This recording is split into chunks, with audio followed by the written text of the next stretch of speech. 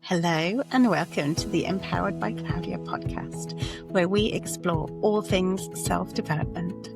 Here you'll discover practical tools, tips and strategies to help you feel more confident, empowered and in control of your life. I'm Claudia, I'm your host, I'm a registered nurse and mindset coach, fear of success instructor, and most importantly, your guide on your self-development journey. I know firsthand how confusing and overwhelming and isolating this path can feel. So I created this podcast so you never have to navigate it alone.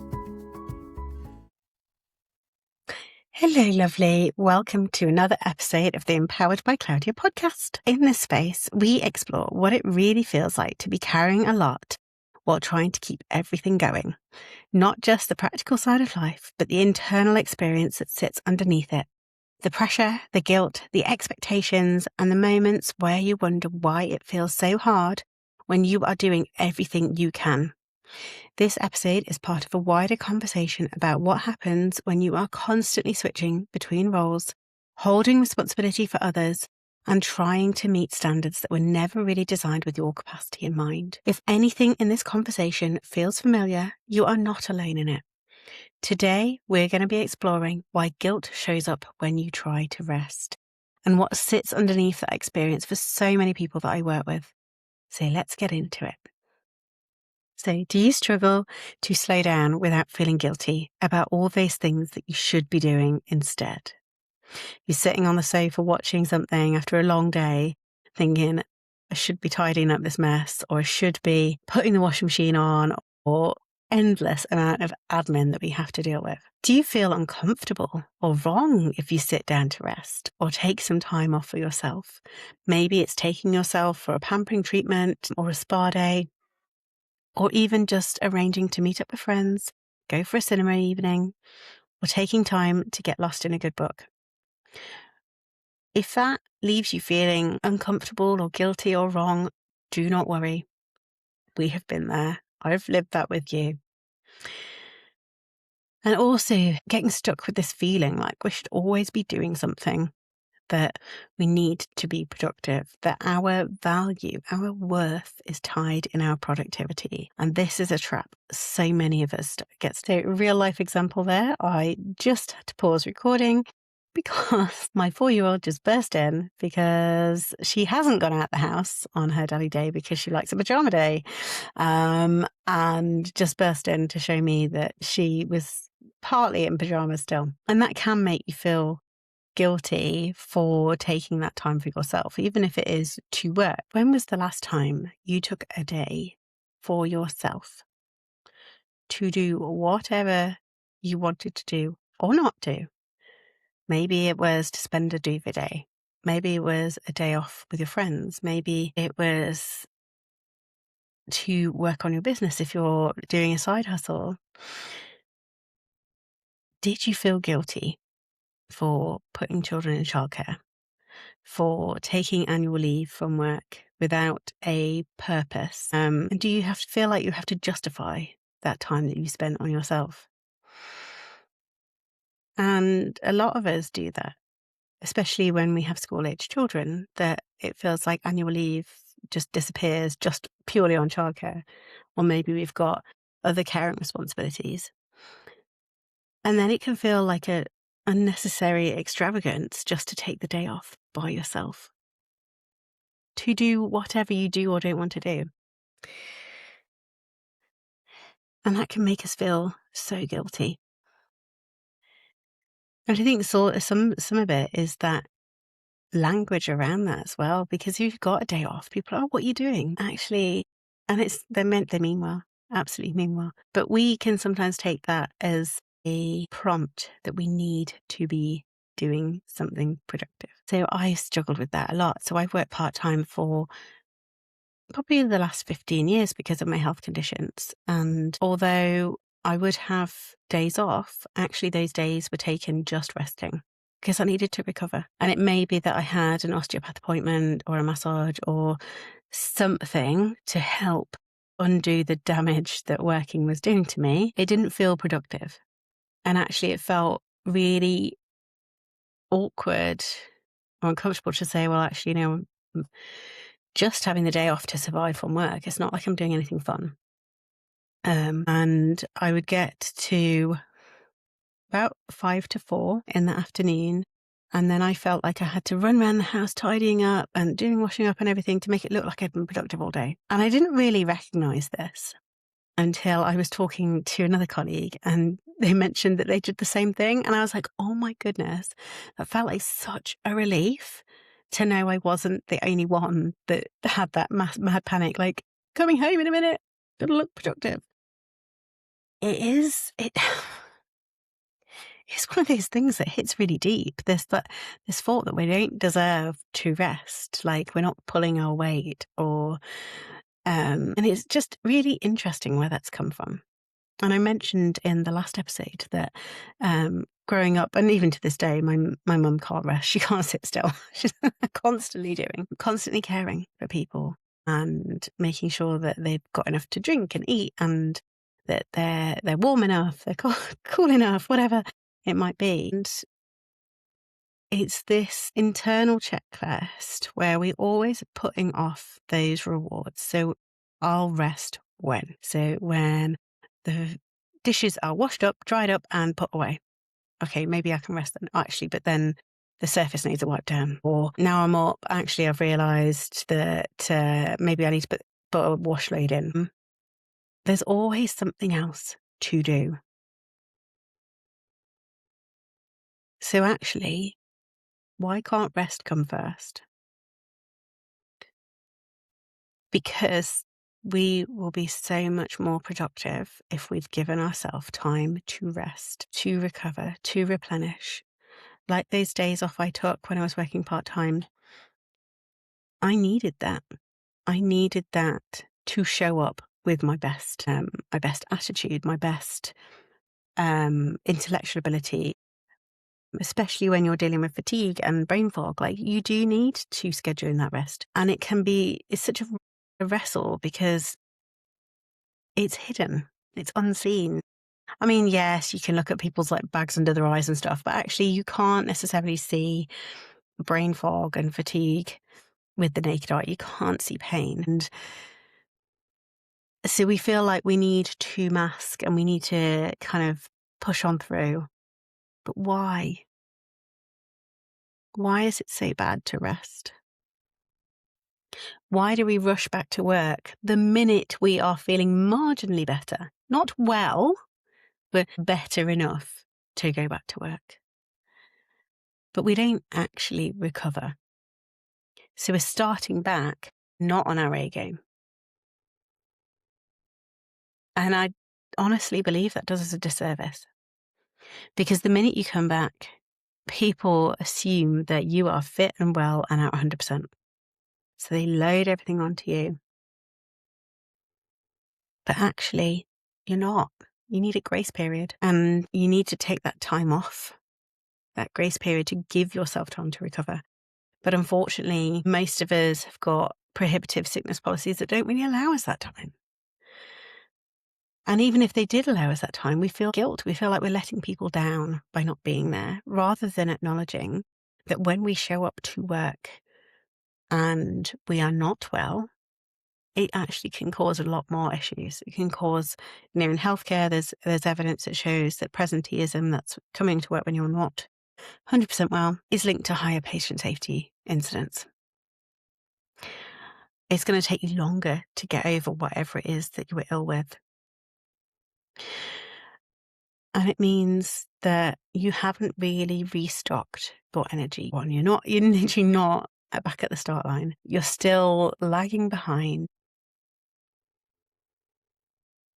But it can feel unsafe because we don't want to risk our employment. We don't want to trigger a policy that somehow we end up going on to ill health retirement, or that we get sacked for not having the required attendance. It feels dangerous.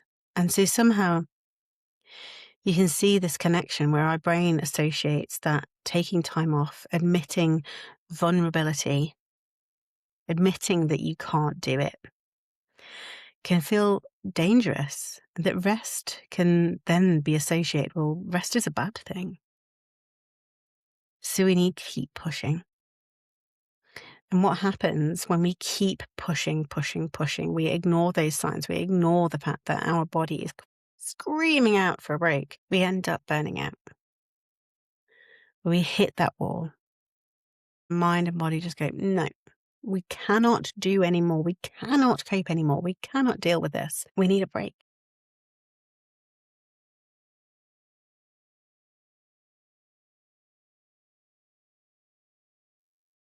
And I think a lot of this comes back to when we were in those caveman times.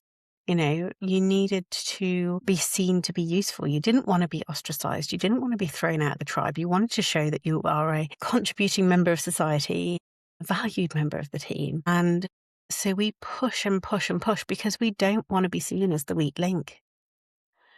And that's that productivity that has been linked to our feelings of self-worth for so long. And like I said, we might not even be conscious that that is the link that we're having, and this is the response that's happening in our system. But that's why resting can feel awkward, uncomfortable, not right. It can set off those danger signals in your brain going, actually, this is not safe. This is not something I should be doing. And when we link our self-worth to doing, not on who we intrinsically are, we also are thinking about, well, my worthiness is based on what other people think. So do they see me being productive? Do they see me sitting at the desk from 9 a.m. till 5 p.m. Or, suddenly it's 8:30 till 5:30. And it gradually, because we're relying on that external validity, those people saying, you're doing a great job. Oh, look, she's always first one in, last one out. Isn't she great?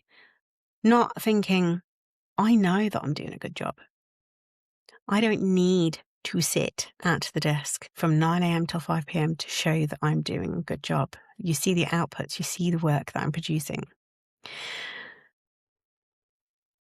It's not necessarily, those managers that need to see you to know that you're productive.